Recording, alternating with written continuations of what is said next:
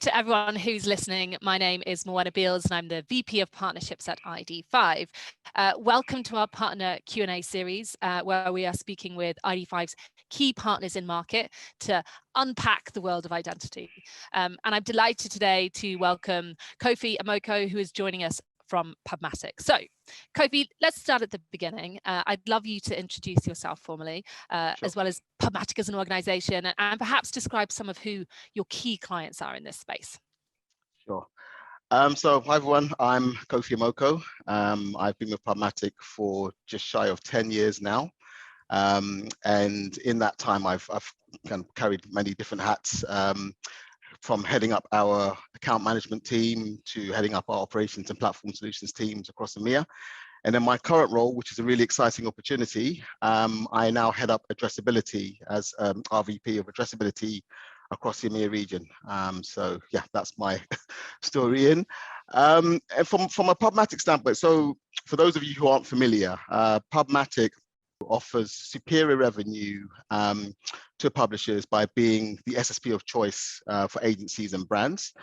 And by doing so, it's been around for a number of years now. It's a trusted player in the market and going from strength to strength, very well run business. And as I say, we operate on a global scale to be able to service our clients in that way. Amazing. Wow, 10 years, right? You must have seen like a whole host of shifts in the industry. So really appreciate you taking the time today. So I guess let's focus in on, the main topic in our industry at the moment. And of course, that's the deprecation of third-party cookies. How much of a concern is this for you as an organization, the loss of traditional identification methods like third-party cookies, like maids? What are your thoughts as an organization on this? I mean, it's an area that PubMatic take very, very seriously, and we've invested heavily in that area. Obviously, from our perspective, we believe there's a lot more risk in not taking action than taking action. But our approach, we've noticed at the moment that a lot of partners on the buy and sell side are in a process of going through a lot of testing. Because there's such a wide variety of solutions out there, we're noticing that, but that adds its own complexities. But we recognize the fact that not all solutions will work in all scenarios. So we offer what we class as a portfolio approach. And so we offer our clients solutions that cover first-party data segments, contextual signals, and unique identifiers. And we want to make sure that by having that sort of broad portfolio approach, you're covering all bases while we're still effectively trying to figure out the complexities of this space, because I don't think everyone has all the answers right now, but as time goes on, things will start to evolve and the picture will become a lot clearer and we'll know who are the key players that we need to consistently work with. But we don't believe in a one-size-fits-all type scenario at all. Well, I mean, it's great to hear that we're seeing a lot of testing, right? Because that's the only way that the partners and publishers and brands and agencies and tech platforms be able to inform their identification strategy. So what do you think are some of the biggest challenges that we're seeing within the addressability space right now? Where are we on this journey where we're racing towards, Chrome's deadline effectively? Very good question. I think it's probably best to tackle that question by looking at it from the buy side and sell side. We start with the sell side. There are so many publishers out there with really, really valuable first-party data, but the challenge they have is how best to monetize it. You tend to need to work with other technology partners to get that level of scale. In other instances, there are concerns about how do you monetize that cross-browser and cross-platform as well, when you've got that kind of valuable insight. And then you've got the other challenge of making sure that you maintain your privacy compliancy. So you're only one step away from a PR disaster if you work with the wrong partner and there's some kind of data leakage, and that leaks into the press. That could damage your brand significantly. And so a lot of publishers are really, working hard to make sure that they work with trusted partners who adhere to the privacy policies that are in place, while still trying to maintain their status quo from a revenue standpoint. So those seem to be the main challenges that we're noticing. And then on the buy side, similar challenges in so much as obviously they're used to working with a traditional cookie in terms of how they measure, execute across their campaigns, and navigating a space where there is a lot of uncertainty there is causing a lot of concern, because now they're having to navigate through a whole plethora of different technology partners, and all they want to do is focus on their campaigns and making sure that those are effective, but still maintaining getting at scale, but not alienating the consumer and making them feel uncomfortable. So respecting the privacy side of things. So again, they need to work with partners that allow them to navigate that space and take away all the complexities of that, because they don't have the time to be able to have sift through all the different technology players and market. They just want to be able to get scale and target effectively. And I think the realization is that they're probably going to have to get a little more comfortable with different methodologies and different reporting methods. But in time, I think they'll become have to come to an acceptance over time. In terms of where we are on the journey, I think we look at identity as one tool in the addressability armory, if you will. And I think certainly from what we're seeing and the conversations we're having on the publisher side, they will follow the ID partners that position themselves stronger with the buy side. So the buy side are going after one or showing some kind of inroads in making progress there. They're the ones that they're going to favor more and more. And we're seeing a lot of early signs of that. So I think, that's one of the stages we'll see. I think we're still in a state of testing. There are a lot of different partners. They all have different methodology. They all have different reporting metrics and the like, and time will tell. But we're definitely noticing that where we see stronger relationships between the ID partners and the buy side, those seem to be the ones resonating more and more. But definitely a lot more urgency I'm seeing from publishers now as we move ever closer to that date. Well, that's certainly good to hear. And it's interesting to hear you refer to identity as a tool, right? And I think as an industry, we talk a lot about this as identity as a challenge, but it's also an opportunity, right? And would you agree Correct. that this is an opportunity now? Yes. Yeah, most definitely. Publishers leaning into that notion of most definitely. Most definitely. I think, you can look at it from many different angles. I almost look at it as a chance to have a bit of a reset, right? And some of the things, the cookie world wasn't necessarily perfect. Third-party cookie wasn't necessarily perfect. But this is another opportunity now to really set the tone and get comfortable with this new world and as it evolves. And I think it's quite exciting because I think more and more partners will come on board. We will start to see which of the IDs are the most effective ones and the ones to spend most of the focus and so on. So we'll see how that one evolves. Would you then, just kind of listening to your response on where we are as an industry, do you think there's an alignment, there's work to be done in terms of aligning the supply side, the buy side, the tech platforms, just more open conversations? Yeah, most definitely. I think if we look at the ecosystem as a whole, I see, collaboration has been talked about quite a lot. And I think if ever there was a time it needed to happen, I would say it's now. And I think we also have to realize that we've got to take the consumer on the journey as well. And that's something that I don't think we as an ecosystem or an industry, have done that effectively. It's a real opportunity now to really make people recognize that even in my own personal conversations with family, when you try and explain to them the importance of ads in our industry, when you kind of explain to them that there's a reason for it, it's not just ads for the sake of ads, it's because you want to continue having this free experience. There has to be that trade-off. And I don't think we as an industry have done a fantastic job necessarily of bringing consumers down that journey as well. So definite collaboration for sure. And I think an assessment as well. I think that it's a good opportunity, and I think it forces the buy side and the sell side to do a lot more analysis on the existing solutions that are out there and weighing up the pros and cons. If you indulge me just for a second, if you take, for example, first-party data, that's probably seen as like the holy grail, if you will, in terms of the accuracy that you get with that data, and you can be a lot more targeted, but you won't necessarily get scale. And like I said, in order to monetize that effectively, you need to work with strong tech partners that will enable you to do that. So that might necessarily appeal to the bigger players, probably appeal to, more to the bigger players, but the smaller players, medium size, will probably opt for solutions like identities, the unique identifiers, because they'll give you scale, not necessarily the same level of accuracy, but you'll certainly get that scale. And I think you'll also find that, as I mentioned in terms of the portfolio approach, that the bigger players will probably adopt both strategies in that case to make sure that they've covered all bases. And then finally, we have contextual, which again, you get the scale, but not necessarily able to optimize and be as pinpoint in your accuracy in terms of targeting overall. But they're all good strategies, and I think they all have to be taken into consideration. And just to kind of wrap up the point around collaboration as well, there's a lot of frustration from that I hear from the buy side in terms of working with multiple platforms and working with different reporting metrics and being able to use those for their attribution and execution of their campaigns.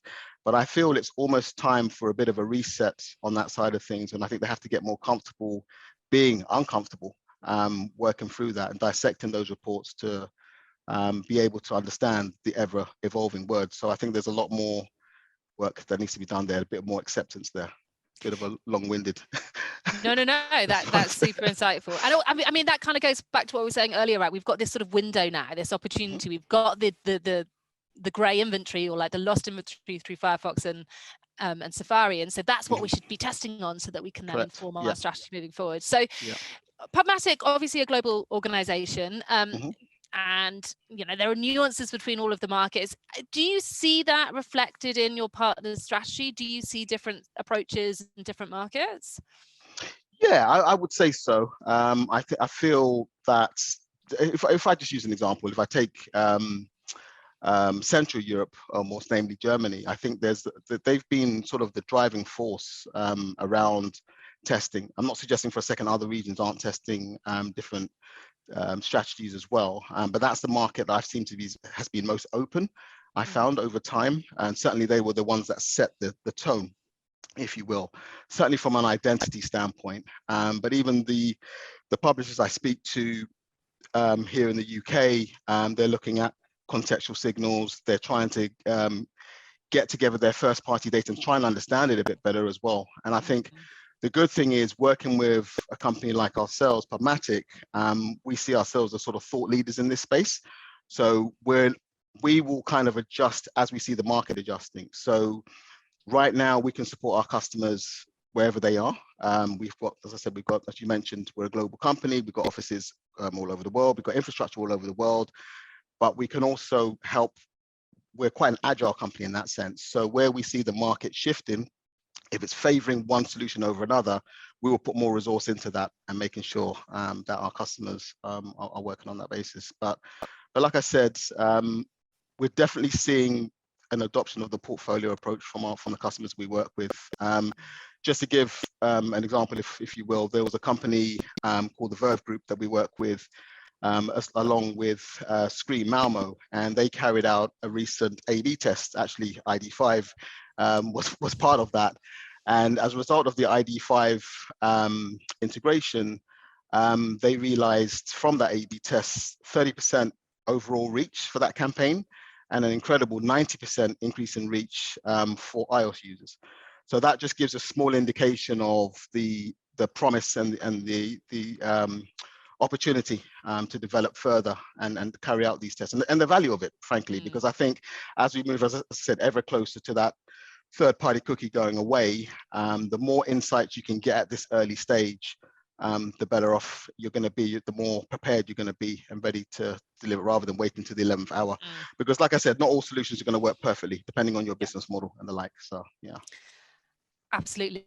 And yeah, I mean, that case study is a great example, right? It's great to see some kind of real life results on ROI and what you can achieve today. So we can't talk about identity without talking about privacy. It's a changing landscape. In your opinion, like, how can we achieve that right balance between addressability and privacy? Yeah, it's a great question. It's a great question. And I think, again, I think it kind of ties back to what I was saying previously about a lot more collaboration. And also, I mean, if we take, as I said, we take the third-party cookie, what was great about it was, offering a sort of unique user experience, frequency capping, and it was much more easy to kind of measure the success of your campaigns using that particular technique. But if you were working with data that was outdated, you can end up serving ads and effectively creeping out users on that basis. So it wasn't perfect in that sense. So from a privacy standpoint, I feel, as I said previously, I think that this is a clear opportunity now for us to actually find solutions that do what cookies did so well, but also offer better enhancements and work on that basis. But as I said, I think to get it right, you do need to assess the pros and cons of each of the different solutions out there and make sure that you bring the different parties on board. I do believe that we do need some standardization in this industry. We're not there yet. It's going to be a very, very challenging thing to do across those different solutions and across different platforms as well.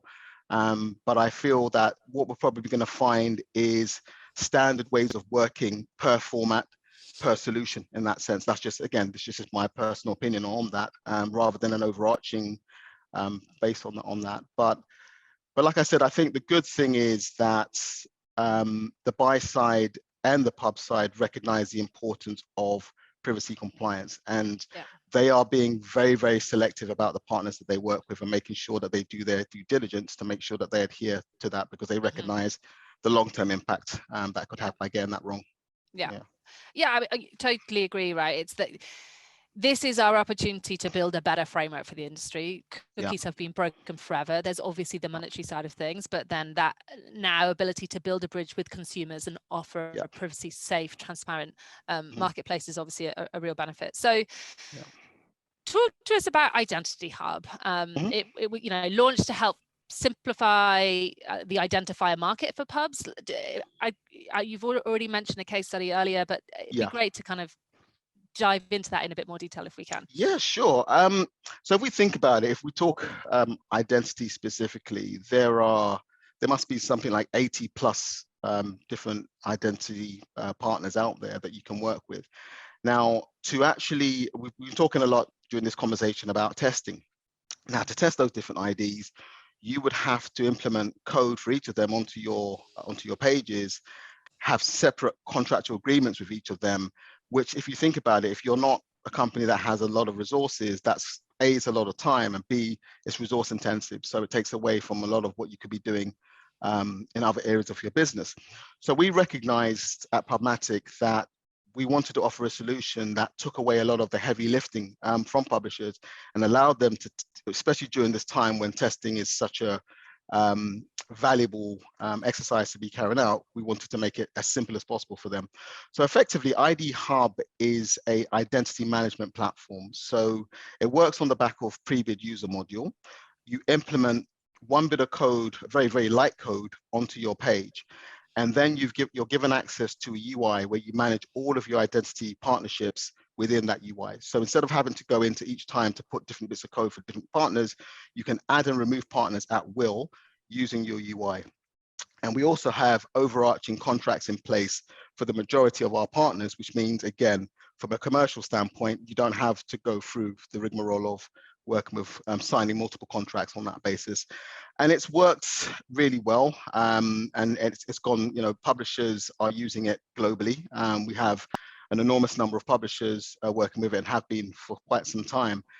And they're using it to their advantage and recognizing, getting the sort of early signs of where they can get a view of the uplift that they're seeing from browsers like Safari and Firefox, where third-party cookies obviously haven't been there for quite some time.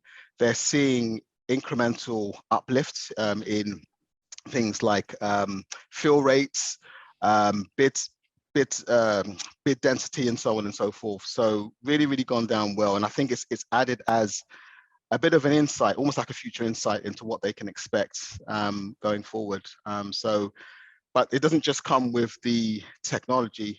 We've got a resound team of account management and tech specialists supporting those efforts as well. So any guidance, advice, reporting needs that our customers have, we provide that for them. Okay, and so you mentioned guidance and advice there. So what are the teams saying to publishers? Let's talk about what should publishers be doing today? Well, we try and advise them to work with as many partners as possible. We see ourselves as agnostic. I mean, obviously we've got closer relationships, of course, but at the end of the day, and it's not just the closer relationships, we're keeping a keen eye on what conversations our ID partners are having on the buy side, and we can feed that information back in to our publishers to help them decide. I think sometimes you get some publishers who have concerns that if they've got too many identities running on ID Hub, is it going to cause latency? They've got concerns around privacy, are all your partners compliant, and so on and so forth. So we have to offer them that reassurance that we have vetted all of these partners and we make sure that they adhere to our really stringent guidelines, let alone the strict guidelines of the actual industry as a whole. And I think they value that, because a lot of the reporting that comes isn't always as straightforward to understand and interpret. So we will spend time running them through the platform and actually informing them how best to do it. Sometimes we'll get them to set up, as we said with the Verve group test, A/B tests, just to see which ones where you're getting those the uplifts. And I think that starts to tell a story over time. And you also get, it's quite funny because you speak to some publishers in different regions, and sometimes the response is, well, I'm not going to add XYZ ID because they're not prevalent in my market. But our response to that is, well, why wouldn't you future-proof yourself? I mean, yes, they might not be prevalent in your market right now, but you never know how things are going to progress, say 5-6 months down the line, and it's not really hurting you. It's just, you've just literally just click a few buttons on your UI and you've got it there, you're future-proof. So as and when that additional revenue starts coming through and the DSP start picking up on that, you're ready to take full advantage of that. Yeah, I mean, future-proof, right? That's the buzzword. Like that is what pubs should be doing, testing and future-proof.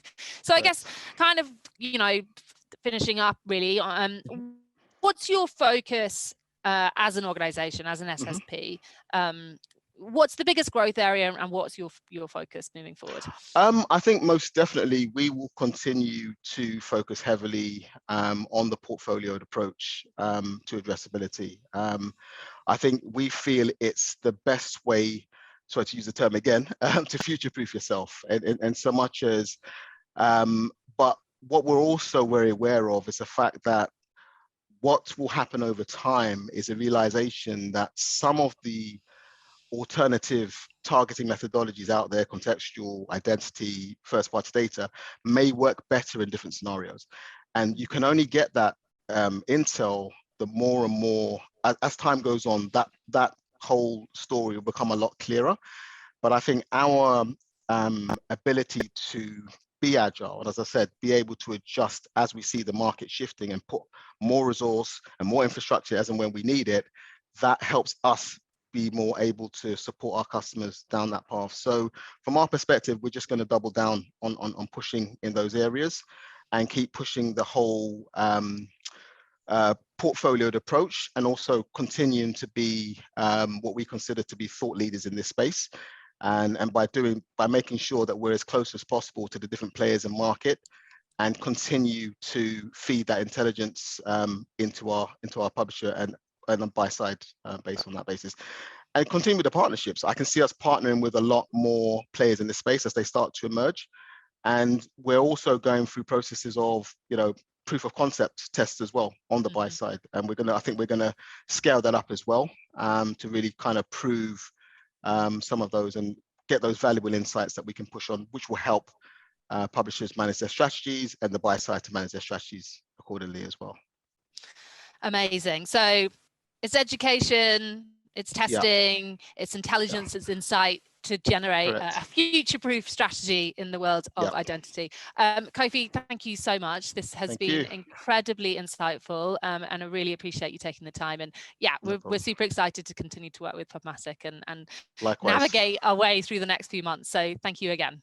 Thanks. Thank you. Thanks for having me.